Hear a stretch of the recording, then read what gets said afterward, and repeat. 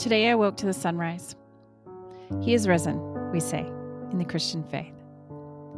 For years I've tried to understand this concept that Jesus is risen from death. What does that mean? What does it look like? How is it possible that a man, both human and God, died on a cross, lay entombed, and 3 days later rose from the dead? Do I really believe that as a Christian? I've asked myself 100 times. Can I allow my mind to wrap around it and to see it to be true? Do I stake my claim as a believer on that concept?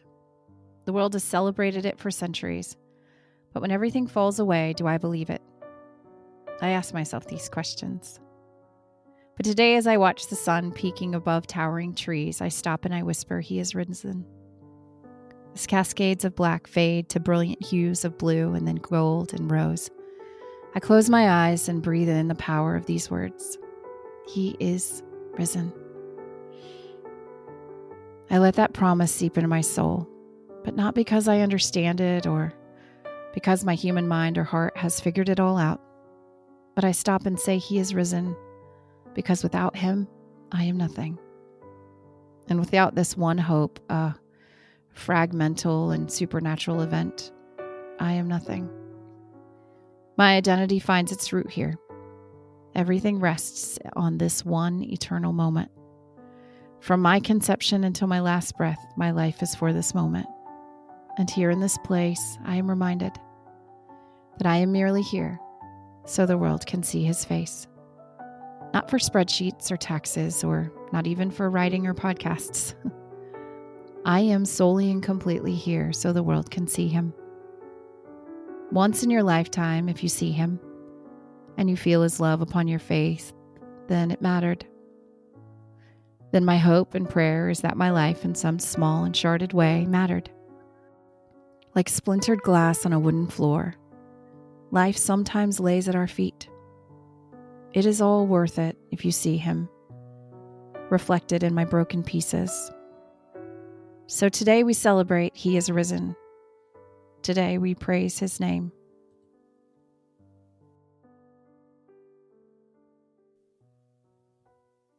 I'm not going anywhere, I declared to the unsure girl as she sat across from me in our makeshift counseling room. Jesus went to the gates of hell for me, and so I'm not going anywhere. No matter what you do, I will be right here for as long as you want me to be. As I leaned back in the gray armchair's textured tapestry, I felt like an astronaut strapping in for a trip to the moon. She had come to our pregnancy center for help with her unplanned pregnancy. She sat with tears flowing down her soft cheeks. I watched them slowly trickle down the tattoo carved across her thin neck. Her dark black hair hung to the sides of her face, and she wrung her tattooed hands in her lap. The old English letters etched across each hand, reminding her to daily live and to love. And we sat in silence, and I waited for her decision. But one didn't come. For several weeks, we repeated this scene. Every Monday evening, she came to our pregnancy center, and we gave her water or coffee, and we curled up in my tiny office to discuss the week's events. The verbal abuse and harassment that she received from the birth father was overwhelming.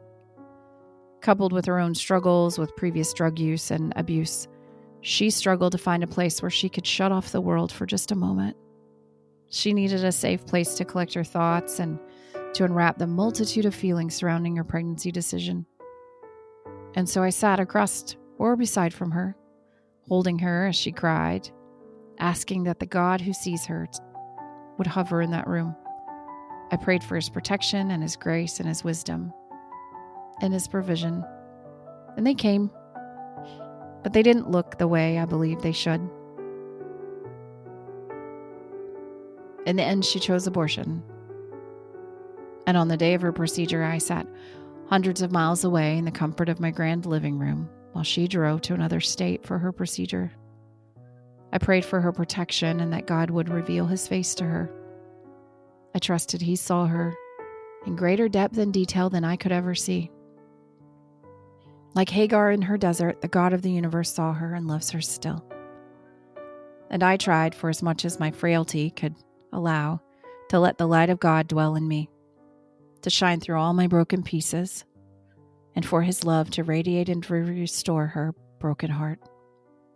And then I wept for all that was lost, for hope and love and happiness and life.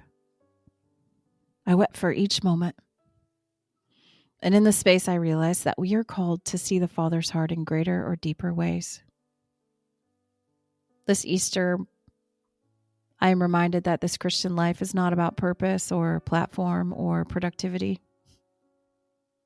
It's about seeing the Father's heart in both the good and in the grieving. It's about learning how to decipher that still small voice amid the shouting of shame of the world. It's about holding the hand of another human being this side of heaven, looking into their bloodshot, swollen eyes and allowing your own heart to be broken just like theirs. It's about asking the Father to break your heart for what breaks his, and for being courageous or crazy enough to stand there and let it happen. It's about waking up the day after the abortion, the miscarriage, the layoff, or the funeral, and finding Jesus sitting in your favorite chair with outstretched arms. It's wrapping yourself in his embrace, knowing that the pain of this world is too great and harsh for your finite human heart to bear.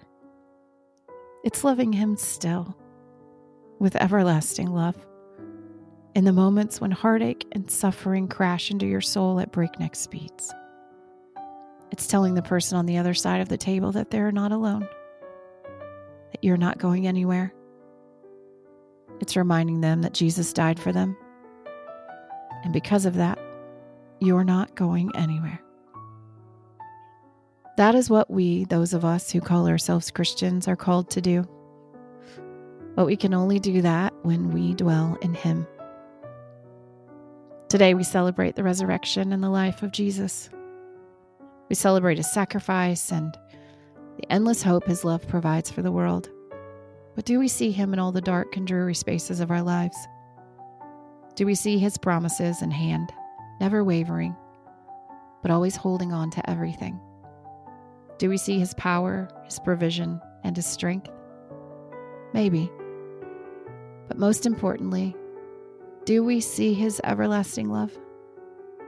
In Jeremiah 31:3, we are reminded that God loves us with an everlasting love. Faith, like fear or freedom, is hard to describe. Sometimes it's impossible to understand the depth or magnitude of its might.